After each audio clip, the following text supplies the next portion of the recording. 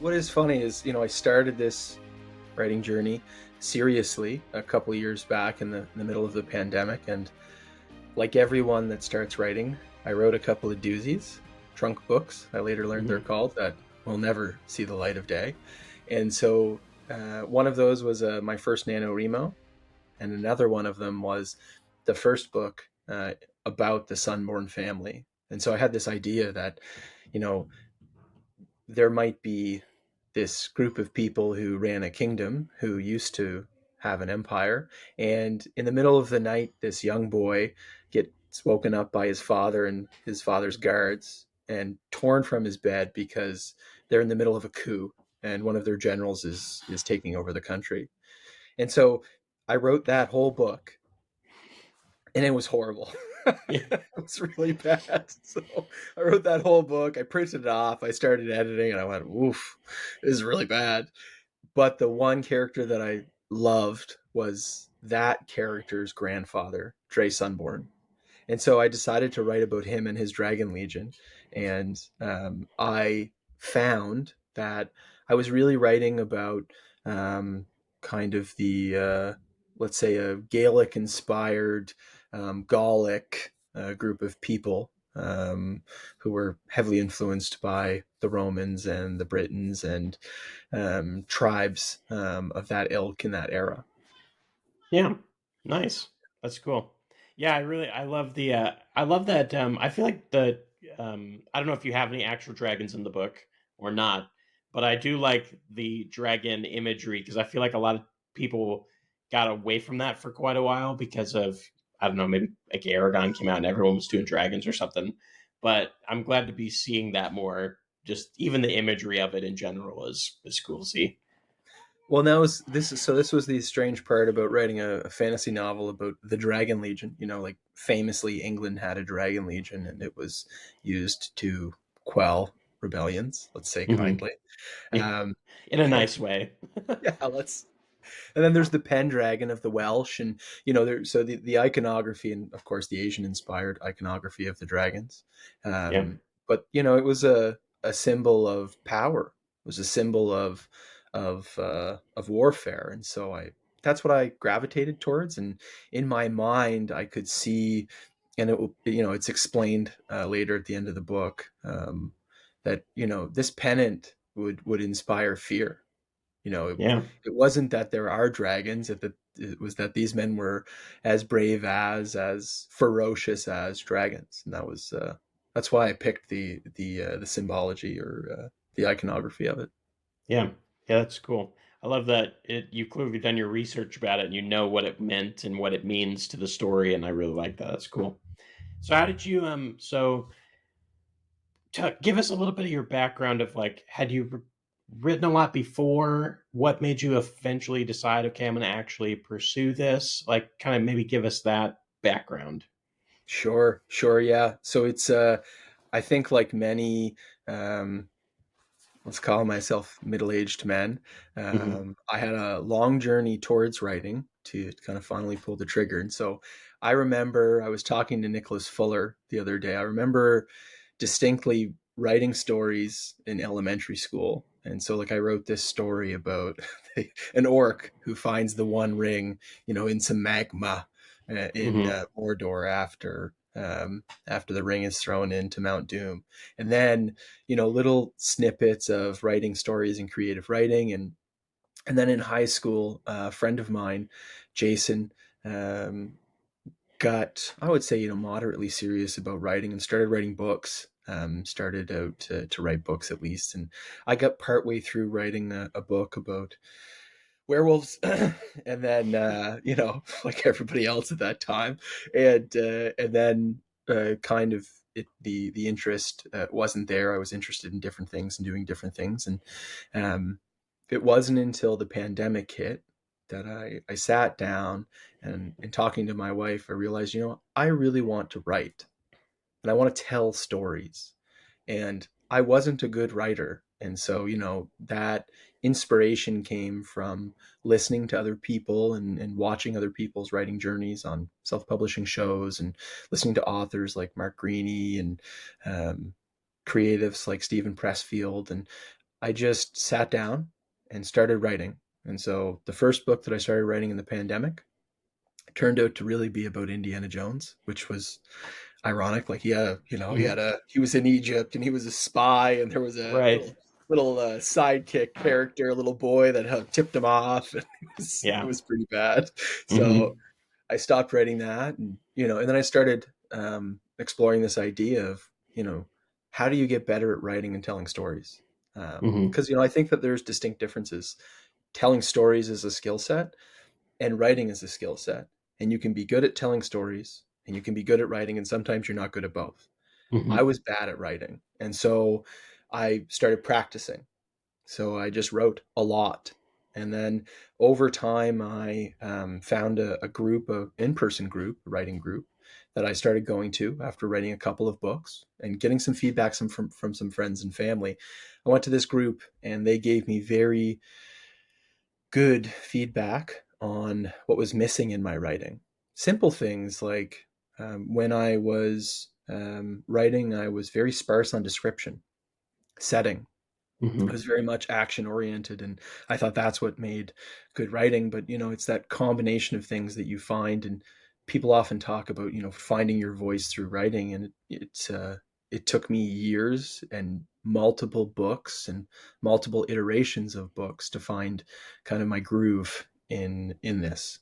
So after a long period of time of dragging my heels and talking about it and thinking about it and talking about it, I found a group called the Break-Ins that Hmm. Brian Wilson and Rob and Sam and Josh and Adrian, a whole gang of us are all part of. And they were the ones that kind of pushed me towards that. You can do this. You can self-publish if you want to. I had that goal in the back of my mind, but I don't know that I was as confident that I could execute on it without that kind of support of other people going through the same process and experience. Because when it comes to self-publishing, it's really, again, two pieces. There's telling stories and writing books, and then there's the business of selling books. So Hmm. the self-publishing part of hiring the right editor, hiring the right designer, a cover artist, making sure that you get proofread, that you get arcs out, that do the tech side. How do you embed code for using the different links and add-ons to your website? So that part, I really found a group of authors that helped me through that process to get me to here, which is book one published. Yeah, that's awesome.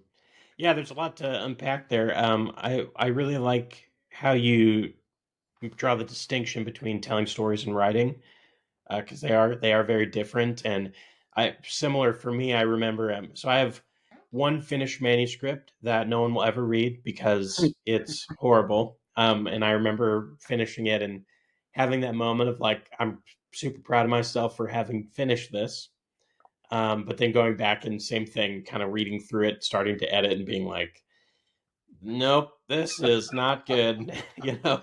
I remember, same thing. Like my wife and I we work on like creative stuff together, and um, but I remember the very first time, same thing. I love stories. I'd never really written, and then I decided to write something, and I remember kind of giving her the first little chapter that I'd written of something, and she just very politely told me like how bad it was, in a very loving, nice way, of course. But so yeah, that's definitely something of like, and even in those moments, it's like she could see. I see that there is a story here. Just Mm. the how you're actually writing it is not working. So that's a cool distinction to bring. My brother, my younger brother, who's kind of, I guess, maybe my writing partner. Like if we're both writing stuff and we always kind of go back and forth. We talk about it all the time, and he just this was maybe like last year, and I've been working on stuff on and off for a long time, and he read something I wrote, and he goes, I think you're finally getting the hang of this to where maybe someday you'll be like, thanks for after all these years, I'm like finally getting the hang of it. Well, that's the crazy part about this writing journey is it takes years. Like Hmm. people talk about on writing as kind of the seminal work on craft, and Stephen King talks about writing for his entire life Yeah. because that's what it takes to get proficient and good. It is not the norm to wake up and write a bestseller your first go round. Like it is, you know, it is something you can practice. It is Yeah. skill. Well, I mean, I think people do that all the time where they compare themselves to a Stephen King or a Brandon Sanderson, like where he's writing so many books so fast. And, it's easy to compare yourself to that, but then to be like, I mean, these guys have been doing this for years and years. And not only that, they also have huge teams of people around them to like help them beta read and all sorts of stuff.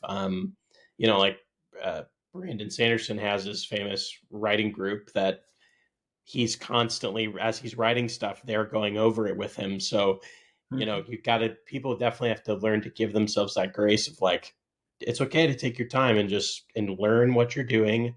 And that was big for me. I always felt like I had to, I'm mid 30s now, and I always felt like I had to get it out like right now while I'm young. And now I'm kind of transition of like, well, if I get it when I'm in my 40s, maybe, or like whenever it happens is when it's supposed to happen. But Absolutely. I want to work on it, and I want it to be good before that. Yeah.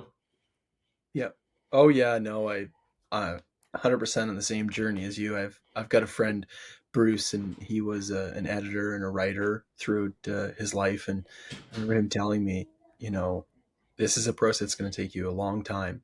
And I remember him picking up, actually, ironically, the Dragon Legion, the first draft. And he sat me down. And he said, "Listen, good story. 7 out of 10. You can fix some things in here, and there's some things you can add for a story." He said, "Writing, mm, not seven Hmm. out of ten."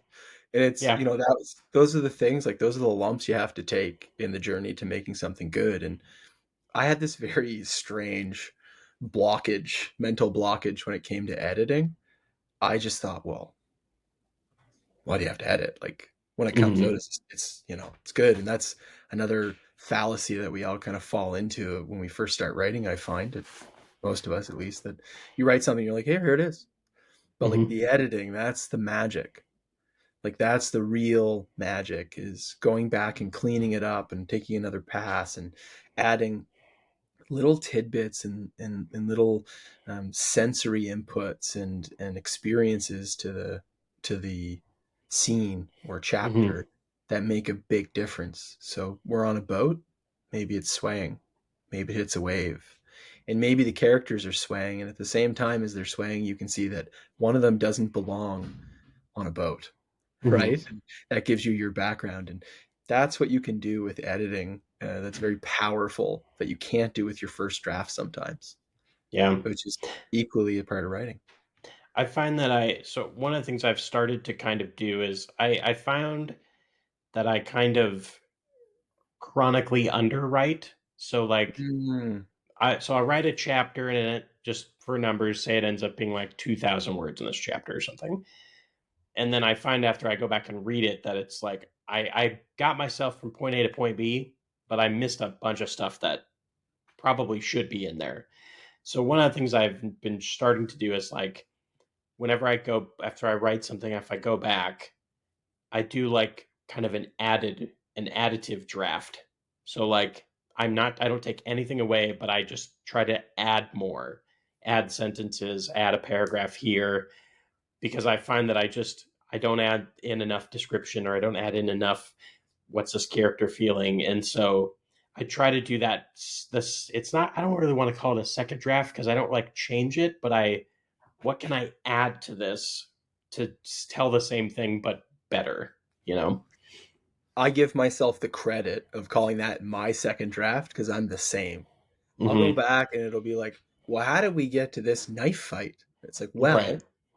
well, we got angry. And so like I'm the exact same way as you. Like I just wrote a novella, a pre Dragon Legion, to explain how Dre ends up in a legion of criminals, even though he's a prince of Landor. Hmm. And it started at 10,000 finished first draft, and second draft is almost 13, and Hmm. I'm not done Yeah. the second edit because I think you've got to take credit for those things. The putting Hmm. in, I'm the same way.